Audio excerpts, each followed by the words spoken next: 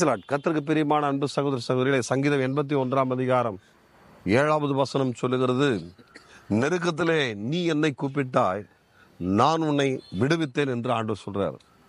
உன் நெருக்கத்தில், உன்னுடைய குறைவான வாழ்க்கையில, உன்னுடைய பிரச்சனையான வாழ்க்கையில, உன்னுடைய போராட்டமான நெருக்கமான சூழ்நிலையில் வாழ்ந்துட்டு இருக்கிறியா? ஆண்டவர் சொல்றாரு, அவரை கூப்பிடு, அவர் உன்னை விடுவிப்பான்னு சொல்றாரு. எவ்வளவு பெரிய பிரச்சனையா இருக்கட்டும், எவ்வளவு பெரிய காரியங்கள் இருக்கட்டும், அப்படியே உன் தலையே போற அளவுக்கு பிரச்சனை வரட்டும், அந்த நெருக்கத்திலிருந்து உன்னை உண்டாக்கின கர்த்தரை நோக்கி கூப்பிடு. அவர் உன்னை விடுவிக்க அவர் வல்லவராக இருக்கிறார். அன்பு சகோதரனே, சகோதரியே, நிச்சயமாக அவர் விடுவிப்பார். ஏதோ உங்களுக்கு நான் கதை சொல்லலை, இல்லை உங்களை ஒருவேளை தேற்றி பேசலை, ஒருவேளை உங்களுக்கு ஆறுதலான வார்த்தைகளை சொல்ல.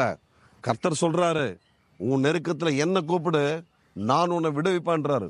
எக்ஸாம் எழுதும் போது உட்காந்து யோசித்துன்னு இருக்காத, ஆண்டவர் மேலே நம்பிக்கை வைத்து உன்னுடைய கவனத்தை கொண்டு வா. நீ படித்த அந்த பாடம் உன் மைண்டில் இருக்கும், உன் மெமரியில் இருக்கும். நிச்சயமா அது உனக்கு வெளியே வந்து உனக்கு ஞாபகப்படுத்துறதுக்கு ஆண்டவர் உனக்கு துணையாக நிற்பார்.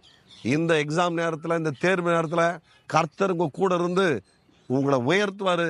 எக்ஸாமுக்கு மாத்திரமல்ல, எப்படிப்பட்ட நெருக்கம், பொருளாதார நெருக்கம், குடும்பத்தில் சமாதானம் இல்லாத நெருக்கம், வேலையில் நெருக்கம், வீட்டில் வாழும்போது பக்கத்து வீட்டில் இருந்து நெருக்கம், இப்படி பல வகையில் நொறுங்கி கொண்டிருக்கிற அன்பு மகனே, மகளே, கர்த்தர் சொல்றாரு, நான் உன்னை விடுவிப்பேன்னு சொல்றாரு. நிச்சயமா கர்த்தர் உங்களை விடுவிப்பாராக. ஆமென்.